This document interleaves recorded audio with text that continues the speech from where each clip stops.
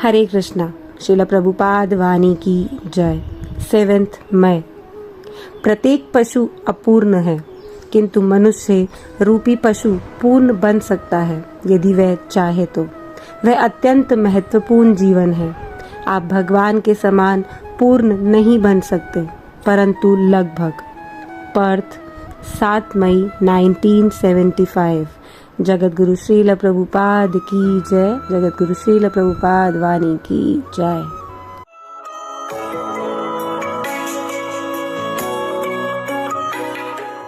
तो उद्देश्य है विष्णु आराधन, विष्णु आराधते।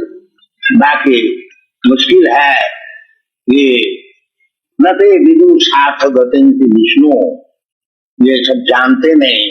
ये तो साथ गति किधर होनी? माँ माँ में शरण, ये साथ गति भगवान जैसे सर्वधर्मान परित्यज्य मामी तंग शरण, ये साथ गति। तो इस शास्त्र में सब जगह में यही समझाया गया है कि reach the goal of life, जीवन का उद्देश्य क्या है। वर्णाश्रम धर्म जो है इसका भी उद्देश्य वही है, विष्णु आराधते नाना तत्व कारण। विष्णु आराधन के लिए सामाजिक विभाग, ब्राह्मण क्षत्रिय वैश्य शूद्र, पारमार्थिक विभाग, ब्रह्मचारी गृहस्थ वानप्रस्थ संन्यास, ये इसका नाम है वर्णाश्रम धर्म। तो वर्णाश्रम धर्म तो टूट गया था, है नाम से है, काम से नहीं है। इसलिए चैतन्य महाप्रभु विष्णु आराधन के लिए है तो उद्देश्य विष्णु आराधन। अब वो वर्णाश्रम जो सिस्टम वो तो टूट गया है, वो फिर रिस्टैब्लिश करना बहुत मुश्किल है। इसलिए शास्त्र सिद्धांत से चैतन्य महाप्रभु की कीर्तन संकीर्तन परिवर्तन किया। ये शास्त्र सिद्धांत है। कलो दोष निधि राजन ही अस्ति एको महान गुण। कलियुग में भागवत द्वादश स्कंद में कलियुग का विवरण है। सब 5000 वर्ष पहले श्रीमद् भागवत लिखा गया था, उसमें भविष्य में क्या क्या होगा कलियुग में सब बताया गया। तो उस प्रसंग में परीक्षित महाराज को सुखदेव गोस्वामी ने बताया तो महाराज ये कलियुग है, ये दोष की निधि समुद्र, कहाँ तक उसको दोष और निर्दोष आप विश्लेषण करेंगे। समझ लीजिए एक दोष का समुद्र, केवल दोष ही दोष। तो इसमें एक महान गुण है, वो कलियुग के लिए विशेष करते हैं, क्योंकि कलियुग में विशेष करते सब पतित है। पतित का कारण, पतित बोलने का कारण यही है कि जो जीवन का जो उद्देश्य है वो भूल गया है।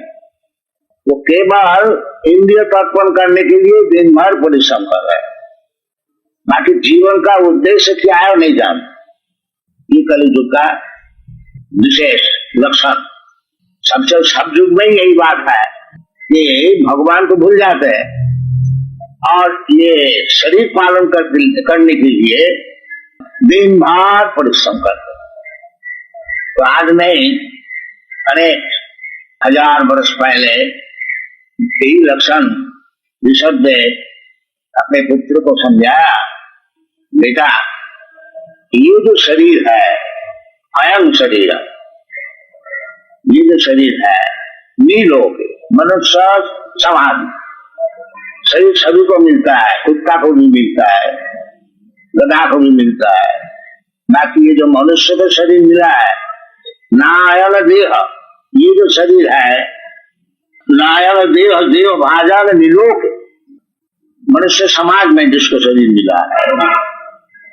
कष्टान कामान न अर्हते, कामान अर्हते भुजान दे। ये शरीर को दिन भर खाली परिश्रम में लगा देना और जीवन का उद्देश्य जो है विष्णु आराधन, उसको भूल जाना, ये उचित। ये बहुत दिन पहले समझा ना, क्योंकि ये जो शरीर का साधन आहार निद्रा भय मैथुन, कुछ खाने को चाहिए, कुछ सोने का जगह चाहिए, आहार निद्रा, और भय से कुछ व्यवस्था करनी चाहिए। आहार निद्रा भय मैथुन, आज स्त्री पुरुष का संभव। तो ऋषभ जो कहते हैं ये सुअर भी करता है, इसमें कोई बहादुरी नहीं है।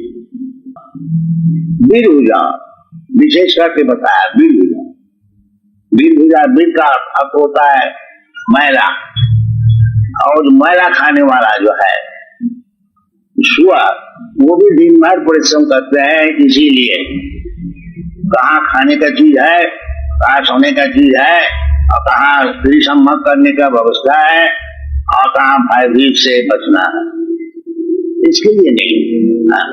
ये तो जानवर भी करता है, सुअर तक बता दिया बिल्कुल। तो किस लिए है?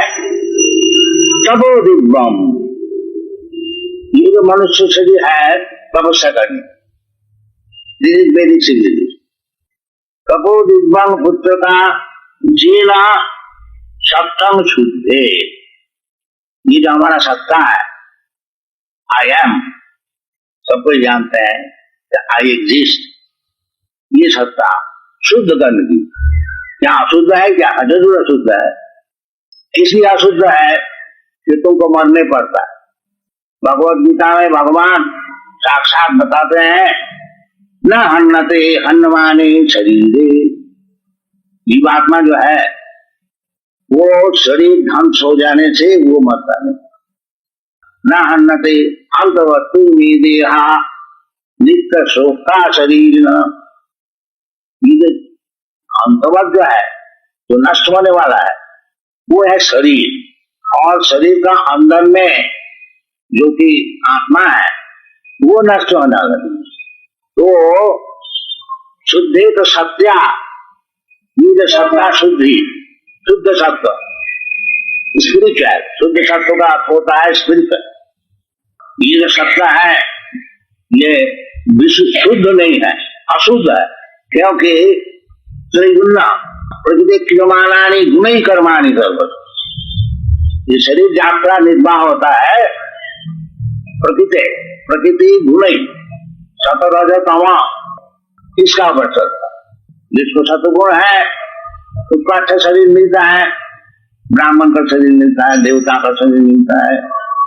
रजगुण है क्षत्रिय का शरीर मिलता है। इसी प्रकार सब सदगुण कारण गुण संघर्ष सदसत जन्म जोनि।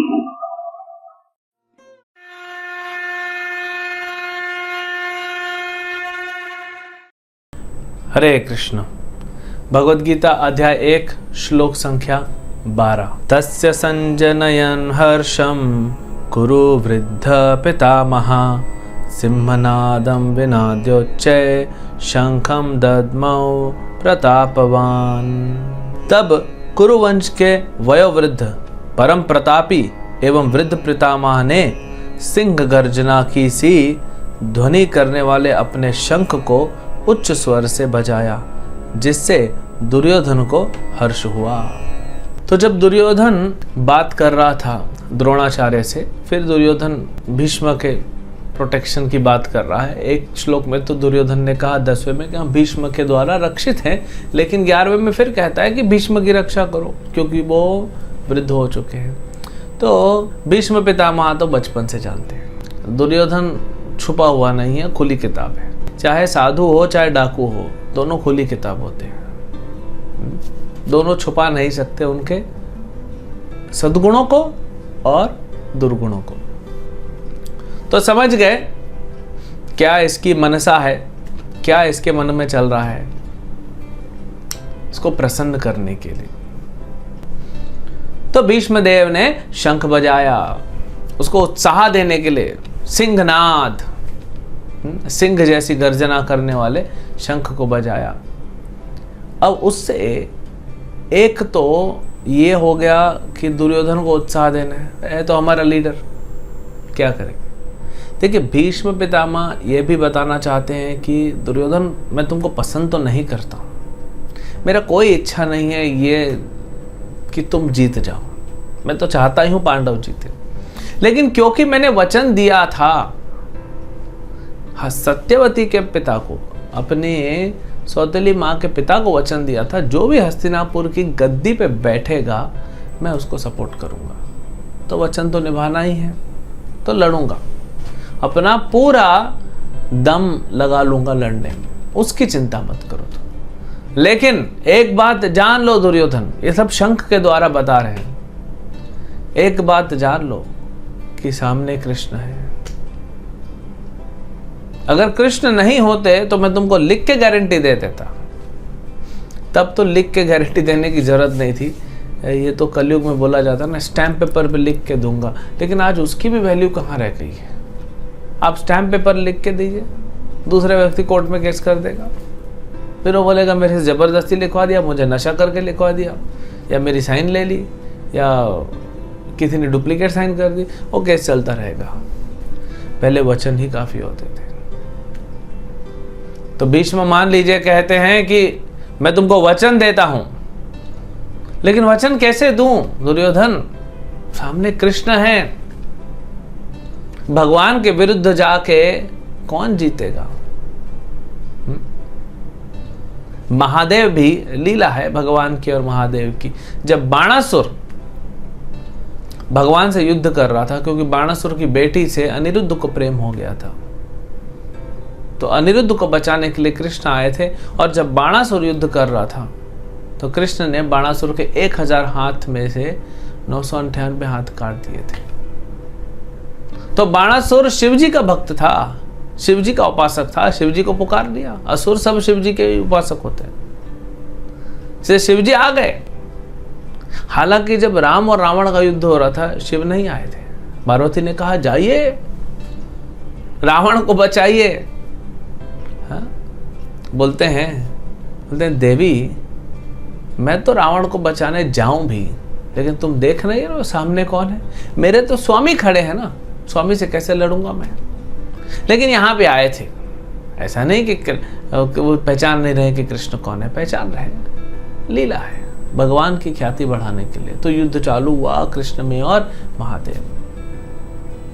तो शिव जी ने फिर शिव ज्वर छोड़ा, बहुत गरम। भगवान कृष्ण ने नारायण ज्वर छोड़ा, बहुत ठंडा, सब ठंडा पड़ गया।